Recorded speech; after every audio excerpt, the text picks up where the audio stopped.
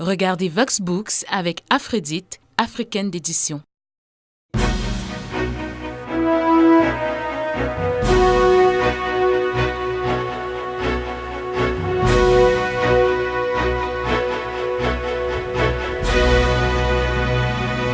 Vous êtes un employeur, mais vous avez souvent l'impression que vos employés ne vous comprennent pas du tout. Vous êtes un employé, mais vous avez l'impression que votre employeur et vos collègues ne vous comprennent jamais malgré tous vos efforts. L'un comme l'autre, vous avez le sentiment d'être mal à l'aise au quotidien.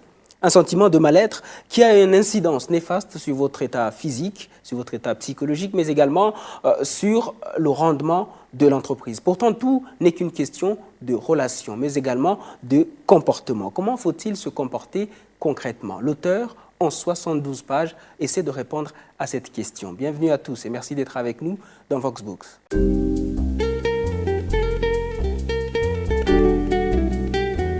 Félicité Filiès, bienvenue et merci d'être avec nous. Merci. Vous êtes thérapeute et auteur du livre Main dans la main, publié donc en novembre 2012 chez Edicarta. Votre livre s'adresse particulièrement aux employeurs, aux employés et à leurs collègues.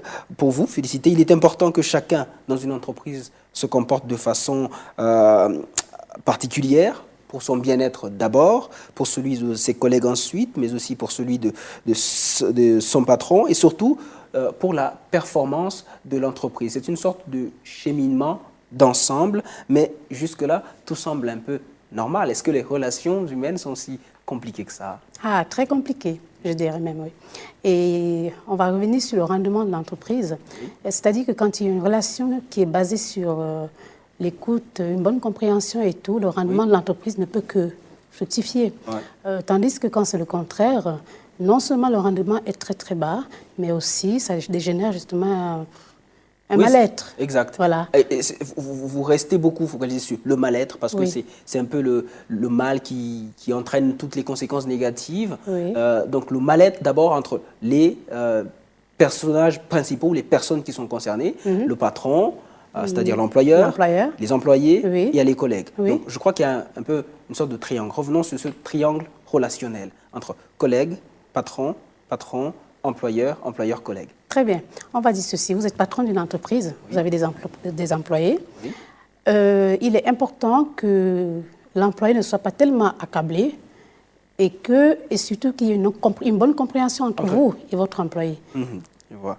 Alors, adopter un comportement ou un bon comportement, dialoguer, savoir parler aux autres. Oui. Dans votre ouvrage, vous illustrez votre propos avec 4 histoires, de sortes d'histoires exemples, dont 2 vécues par les employés. Expliquez-nous ça. Très bien. Alors, je dirais que ce sont des histoires que... Oui. Je n'ai pas forcément vécu ces histoires, mais simplement, je dirais que j'ai assisté à des histoires qui ressemblent à ces histoires-là. Ce n'est pas forcément exactement la même chose. Mais là, je ressors un peu des points qui sont très, très communs et qui illustrent un petit peu ce que j'essaye de démontrer au public, quoi. C'est-à-dire... vous avez vous êtes sans... comment dire? Vous êtes sans... je pense que vous êtes sans oublier que le mal-être, c'est un fléau qui... c'est dévastateur. Voilà. Qui grimpe, on va dire, à haute... je ne sais pas moi, qui grimpe, mais très, très vite, quoi. Voilà, très bien. Et le milieu professionnel, c'est un des milieux très, très, très, très pointés qui encadre, on va dire, un grand nombre de mal-être face, justement, aux incompréhensions, justement, qui peuvent exister entre un patron et puis son employeur et son employé, et aussi entre les collègues, des petits coups bas, tout ça, justement. La jalousie. De la jalousie, voilà, comme je l'ai dit dans ce livre. C'est bien là la complexité aussi, parce que dans votre livre, vous attelez à montrer qu'on peut être dans un cadre de travail concurrentiel, mais sain. Oui, c'est-à-dire où on n'a pas forcément... Des jalousies, ça manque jamais, mais c'est savoir comment les gérer pour ne pas installer un climat de mal-être. Très bien, voilà. Il y a aussi vos personnages. Pardonnez-moi de revenir là-dessus. Vous dites que vous n'avez peut-être pas vécu, mais quand on lit votre livre et qu'on lit l'histoire de vos personnages, on sent beaucoup un rapprochement, une intimité entre vos personnages et l'auteur. Oui. Vous en parlez tellement comme si vous les connaissiez. On a du mal à croire que vous les avez juste fabriqués, ces personnages. Est-ce que ce ne sont pas vos patients? Je dirais oui et non. Oui et non, parce que je suis tenue au secret professionnel, ce qui fait que je ne peux pas forcément dire c'est un de mes patients ou bien quoi que ce soit et tout. Peut-être oui, peut-être que j'ai vécu des cas comme ça. Ce qui est sûr, c'est que leurs prénoms ne sont pas les vrais. Voilà, voilà. C'est Quant ça. aux histoires. Oui, oui. Ce qu'on sait aussi, c'est que, et ça c'est ce que vous nous dites, c'est que dans les 4 histoires que vous nous racontez, il y a 2 qui ont été vraiment vécues. Oui, oui. C'est entièrement vécu? Entièrement vécu. Eh ben, c'est à découvrir, en tout cas.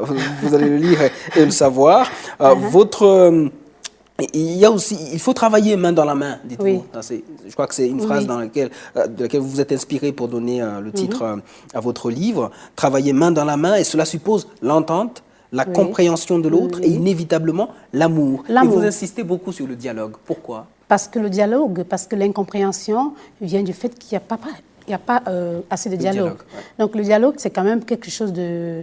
Je dirais c'est la clé un petit peu du mystère. C'est-à-dire que si... il peut y avoir un malentendu, mais simplement parce qu'on n'a pas dialogué, on passe à côté de quelque chose. Manque de communication. Manque de communication, voilà. Votre livre, c'est aussi une sorte de technique d'autodéfense. Alors ça, c'est une impression d'un lecteur. Vous l'avez un peu comme fabriqué pour, par exemple, vous répondez par exemple à la question « Comment un employeur peut-il se préserver du stress engendré par son entreprise et ses employés ?» De petites pichenettes, c'est comme ça que je les appelle. Écoutez, si je dis ça, c'est parce qu'aujourd'hui, justement, je mène une lutte pour combattre le mal-être. Je ne vais pas parler de ça aujourd'hui, hein? D'accord. Et que mon but, en fait, c'est pas... Je ne voudrais pas accuser un employeur, je ne voudrais pas non plus accuser un employé, parce que je me dis que les deux sont appelés à travailler ensemble. Donc, des fois, on a l'impression, on se dit... Oui, très souvent on se dit, ouais, c'est l'employé qui est, c'est le plus vieux, c'est le plus vieux, parce qu'on se dit c'est l'employeur qui le traite mal. Mais non, on trouve aussi des employés, des employeurs. Qui sont maltraités. Qui sont maltraités, pas des employés, bien sûr. Il suffit d'avoir un employé qui a un impact très, très élevé dans une entreprise. Oui, c'est facile, hein. Il peut faire une espèce de chantage aussi. Et votre livre, c'est un peu comme un parent qui enseigne à son enfant à s'autodéfendre. Bien sûr, oui. D'accord. Pour les deux parties, en fait. Restez avec nous. On va faire une petite pause, le temps de découvrir d'autres livres nouvellement parus. On se retrouve juste après. À tout de suite. Pour la vérité et la justice, de Laurent Gbagbo et François Mattei. Chassé du pouvoir Manu Militari par l'armée française le 11 avril 2011, le président Gbagbo a été transféré à la Cour pénale internationale de La Haye et incarcéré à la prison de Schwenningen. Menant avec ses avocats le combat judiciaire pour démontrer son innocence, il a été écarté de la scène publique. Mais il a entretenu au fil de ces années de crise un dialogue continu avec François Mattei qui restitue ici pour la première fois son exceptionnel témoignage. Un récit riche en révélations sur les responsabilités françaises dans cette affaire hors norme. Un récit rythmé par les confidences inédites de Laurent Gbagbo. Pour la vérité et la justice, révélation sur un scandale français nouvellement paru aux éditions du Moment. Les fleurs n'effleurent plus midi, de Daouda Mboumbou. Dans ce recueil de poèmes, l'auteur met en exergue les risques d'effondrement des valeurs culturelles, d'éthique et de solidarité, tout en louant l'esprit d'amitié, d'amour et de partage entre tous les peuples du monde. Pour lui, nous sommes condamnés à vivre ensemble, mais inéluctablement dans cette époque de mondialisation avancée. Il faut donc pouvoir y apporter du sien et accepter d'en prendre de l'autre. Le poète déplore le type de coexistence marqué par l'ignorance, l'indifférence et la guerre contre l'autre. Les fleurs n'effleurent plus midi, de Daouda Mboumbou, nouvellement paru chez l'Harmattan. Si vous venez de nous rejoindre, nous sommes en compagnie de Félicité Filiez, donc que nous recevons aujourd'hui. C'est l'auteur du jour, auteur de l'ouvrage intitulé « Main dans la main, employeur, employé et collègues ». C'est indéniable, Félicité. Le lieu de travail est un endroit où l'on passe la plus grande partie de son temps. 3/4 de son temps, voilà. Oui. C'est évident. C'est pourquoi il doit être animé d'une ambiance agréable, dites-vous, et la bonne humeur doit y régner. En fait, dans votre ouvrage, vous regroupez certains comportements pour pouvoir amener les employeurs, les employés et leurs collègues à travailler dans une ambiance de paix, de dialogue et d'amour. Mais il faut le préciser, peut-être vous y revenez aussi, c'est que ce n'est pas exhaustif ce que vous citez dans votre livre. C'est que tout dépend aussi des cas. Oui, tout dépend des cas. C'est-à-dire que